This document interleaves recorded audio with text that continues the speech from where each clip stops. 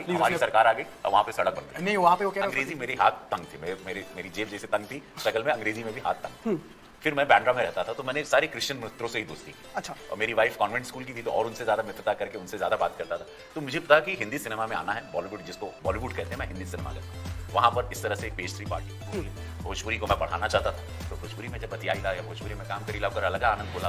और वही बिहार यूपी यही से हमके सर पे बिठा के सुपरस्टार बना दिले, सांसद बना दिले और आज हम पूरा देश में सब लोग प्रेम करल। तो भाषा के प्रॉब्लम तो रहा और वह चीज की कि अनगिनत भाषा। यार इंटरेस्टिंगली मैंने ना दिल्ली हाई कोर्ट में प्रैक्टिस की थी 2 साल। मतलब ऐसा भी नहीं है कि मुझे सब आता था, मतलब मुझे कुछ आता था और बहुत सारा कुछ है जो अभी भी की कुर्बानी तो इस तरह की नहीं, मतलब किसी भी तरह किसी भी तरह की कुर्बानी यार। अभी मैं अगर सोच पा रही हूँ तो यारी दोस्ती में आप इतनी सारी मदद तो कर ही सकते हो। ठीक है मेरी स्कूटी ले जा, ठीक है तू मेरी बहुत बड़ी कुर्बानी। अरे बाप रे, खान और गेहूं में फर्क क्या होता है? दोनों चीजें सीधा तो है, ये तो ऐसा पक्की जमीन पे करना है। घर वाले लीगल हाँ, घर वाले लीगल। मुझे पहले दिन से पापा ने सिखा दिया था कि ये कानून है, लॉ अबाइडिंग रहना और कानून को कभी झांकना नहीं, इस लक्ष्मण रेखा को कभी आपको क्रॉस नहीं करना है, कानून का सम्मान करना है और ये गलत है। मैं तो आई थिंक क्योंकि लॉ की पढ़ाई की और फिर 2 साल दिल्ली हाई कोर्ट में प्रैक्टिस की तो उसी को मैं उसी समय कोर्ट की बड़े चक्कर में लानी पड़े और वो उस समय मुझे कोई भी और मैं बड़ा भाग्यशाली हूँ, ईश्वर की कृपा है कि लोग इंतजार करते हैं कि कब आएंगे। तैयारी हो गई है?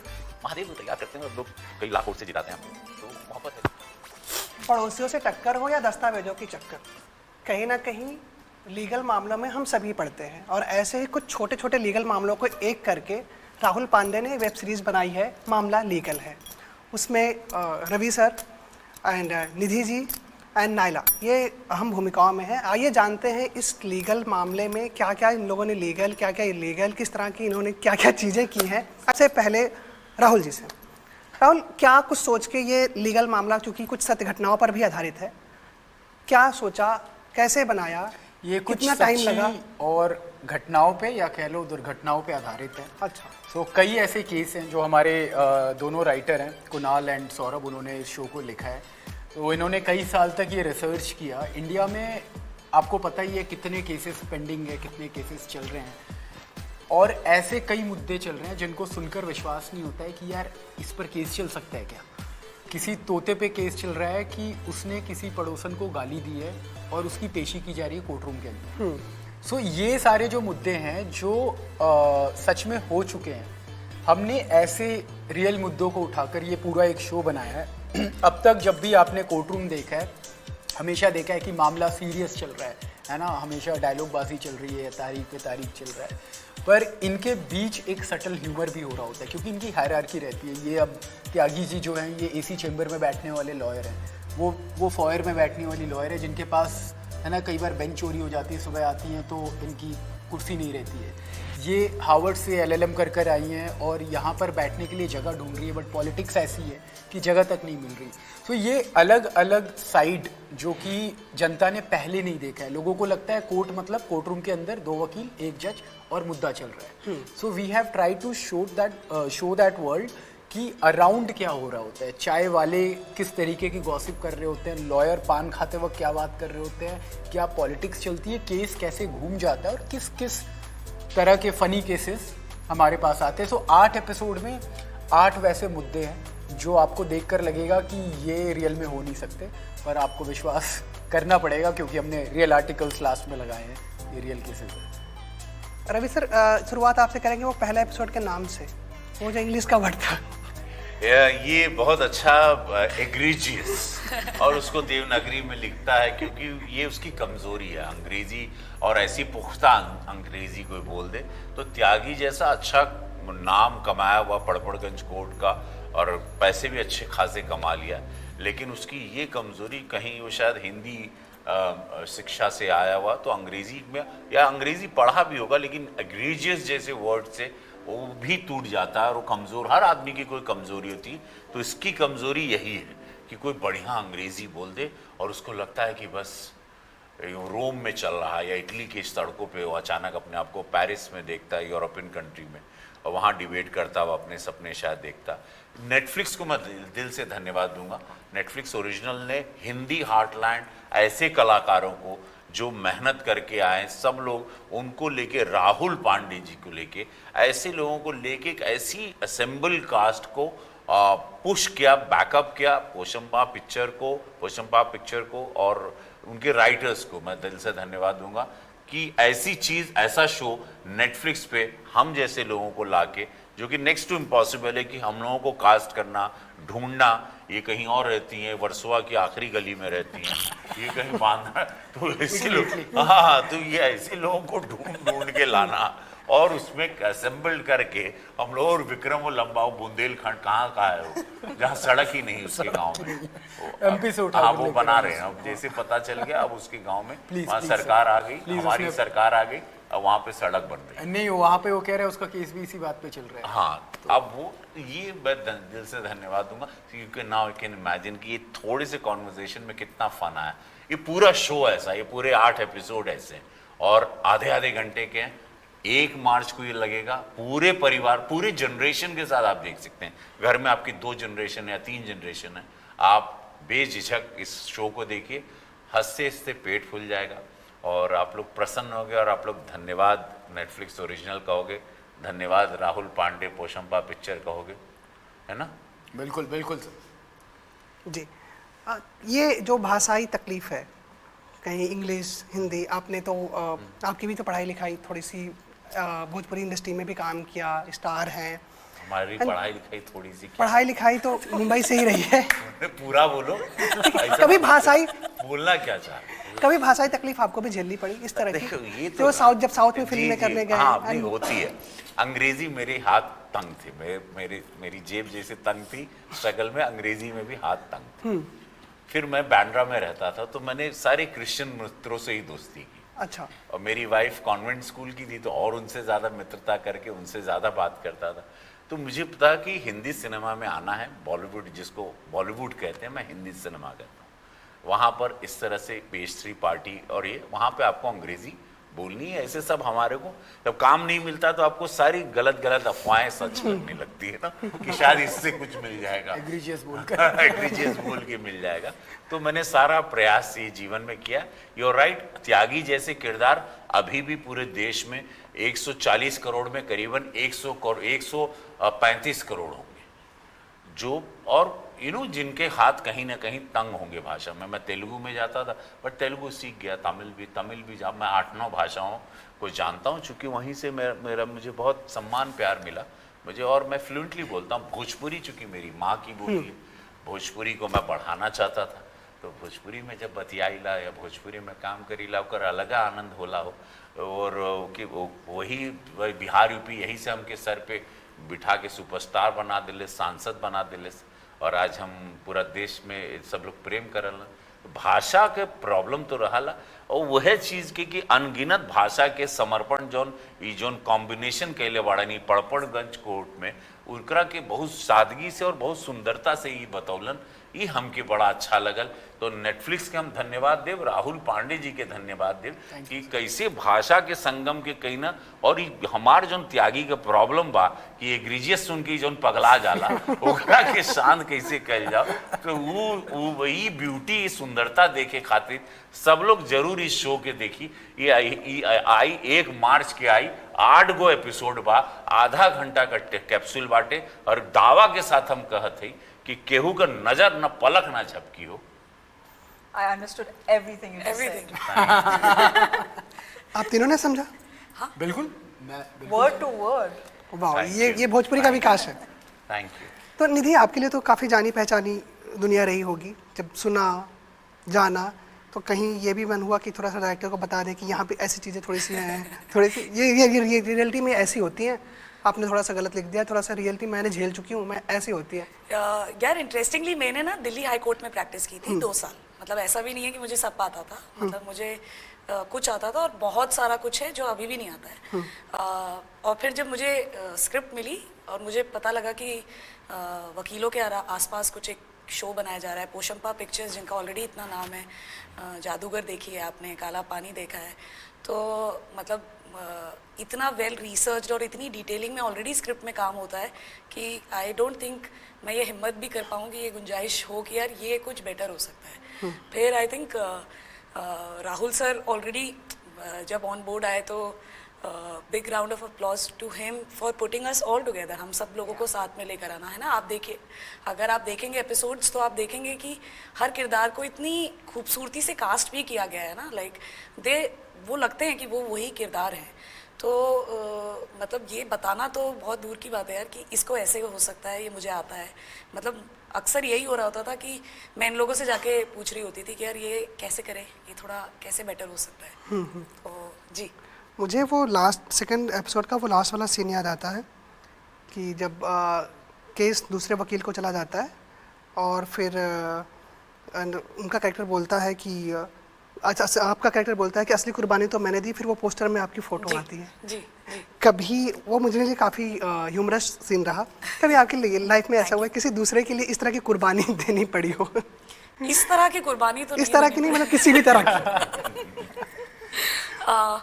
किसी भी तरह की कुर्बानी यार, अभी मैं अगर सोच पा रही हूँ तो यारी दोस्ती में आप उतनी सारी मदद तो कर ही सकते हो कि ठीक है मेरी स्कूटी ले जा, ठीक है तू मेरी बहुत बड़ी कुर्बानी दी। अरे बाप रे, सोच देखो सुजाता दी भी तो सुजाता ने स्कूटी की चाबी ही निकली सर। ऐसा नहीं कि कोई प्रॉपर्टी बड़ी कुर्बानी, मैं तेरे को पकड़ो, मैं गिरेगा थोड़े टाइम में। हाँ, मैं इतना घुस गई हूँ अब उस किरदार में कि बाहर नहीं आ पा रही हूँ अभी भी। स्कूटी, एक्टिवा, इन्हीं सब की दुनिया में जी रही हूँ। जी जी जी। जैसे आपके लिए क्या रहा आप इसमें सबसे कहें पॉइंट ऑफ अट्रैक्शन क्या रहा, किस तरह से आपका ऑन बोर्ड आना होता है? मैंने in the show in show in the show. Okay. How I come on board as an actor? As an actor?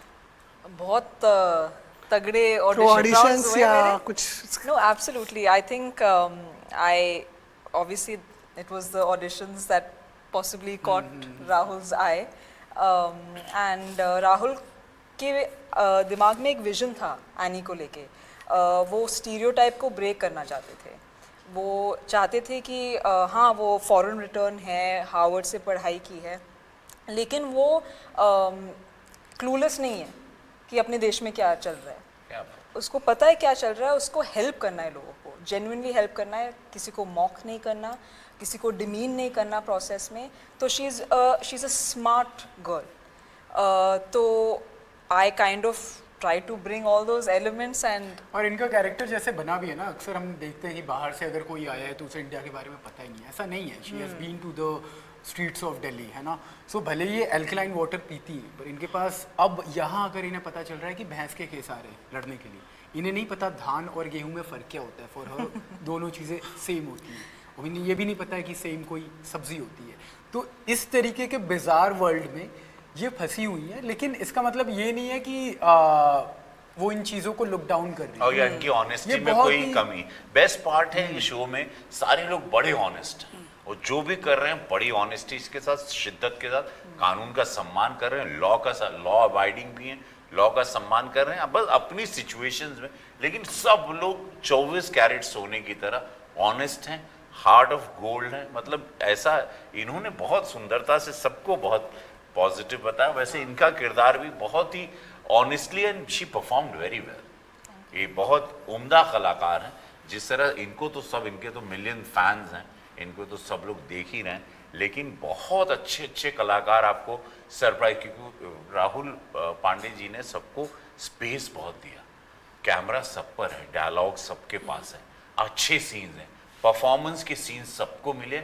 8वां episode में एक से एक किरदार। विवेक मुश्रान इसमें आएंगे जो सौदागर में सुभाष घाई जी लाए थे एज अ हीरो, और वो सरप्राइज कर देंगे एक एपिसोड में। और ऐसे बहुत सारे लोग। इनफैक्ट तन्वी आज़मी है, विजेंद्र काला है, अनंत जोशी को आप देखेंगे after his super hit 12th fail, Pandey ji is coming back, Kumar Saurabh है, अंजुम बत्रा है। तो हर और जो एपिसोड वो में कहते हैं दीदी दलील ने, ये तो इमरान खुद है भाई। दलील दलील है। है। इमरान भाई हैं, तो उन्होंने बड़ा कमाल का रोल किया है। तो यस, नायला आपके लिए तो इस तरह का शायद मेरे ख्याल से फर्स्ट प्रोजेक्ट ऐसा है जो कहें कि एक तरह से अपनी कंधों पर इस तरह से ड्राइव कर। इसके बाद क्या कुछ उम्मीदें कर रही हैं कि इसके बाद थोड़े से दरवाजे और खुलेंगे, थोड़े से मौके और बढ़ेंगे, इस तरह के जिस तरह से आपका कैरेक्टर प्रोजेक्ट किया गया है? Yeah, absolutely. I mean, I have Ishwish Rebound coming as well. So, वो भी, you know, it's in a, I'm sort of leading that as well. But definitely a project like this, so it was so performance heavy. I think for all of us, जैसे sir बोल रहे थे, सबको solid scenes दिए गए हैं, बहुत performance driven है, हर बीट, हर ब्रेथ, हर पॉज पे काम किया है हमने, तो बहुत मेहनत वाला प्रोजेक्ट था. So hopefully looking upwards and onwards after this.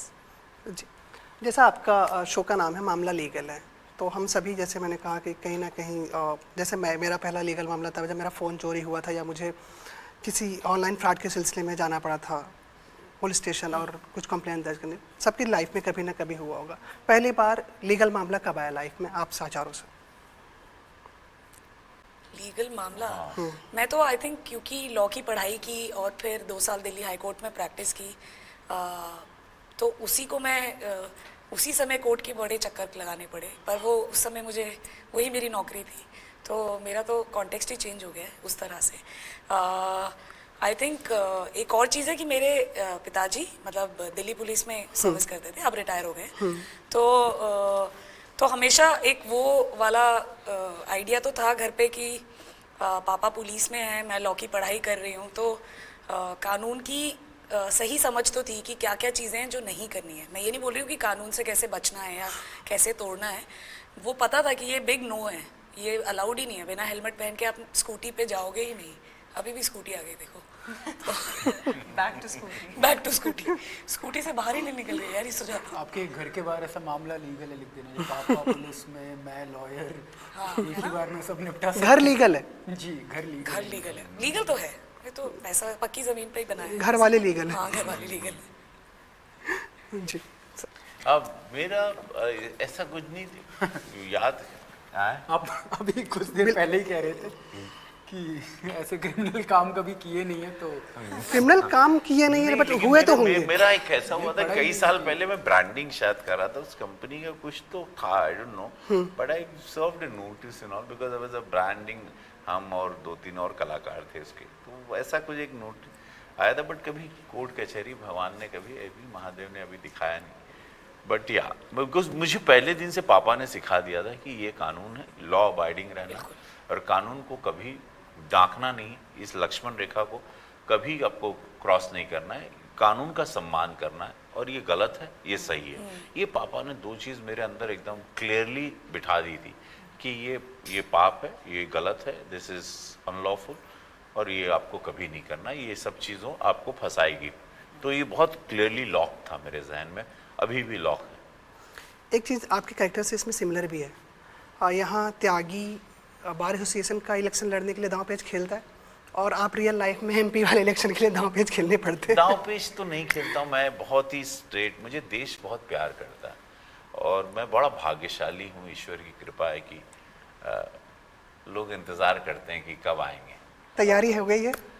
Mahadev तैयार करते हैं, और लोग कई लाख वोट से जिताते हैं हमको, तो मोहब्बत है. लोग जैसा आप मुझे प्यार से देख रहे हैं, ऐसा उनको पता है कि सिर्फ देने आए हैं, लेने नहीं है. वैसे भी ब्राह्मण सिर्फ देता है, ब्रह्मा की मस्तिष्क से, वो देने ही आया, हम ले नहीं सकते. तो उनको पता है सिर्फ सेवा करेगा, पार्लियामेंट में आवाज़ उठाए नहीं है. वैसे भी ब्राह्मण सिर्फ देता है, ब्रह्मा की मस्तिष्क. हम top 10 parliamentarian right now in this country, raising more than 500 questions, narcotics, drugs to population control bill to unlimited bills on my name.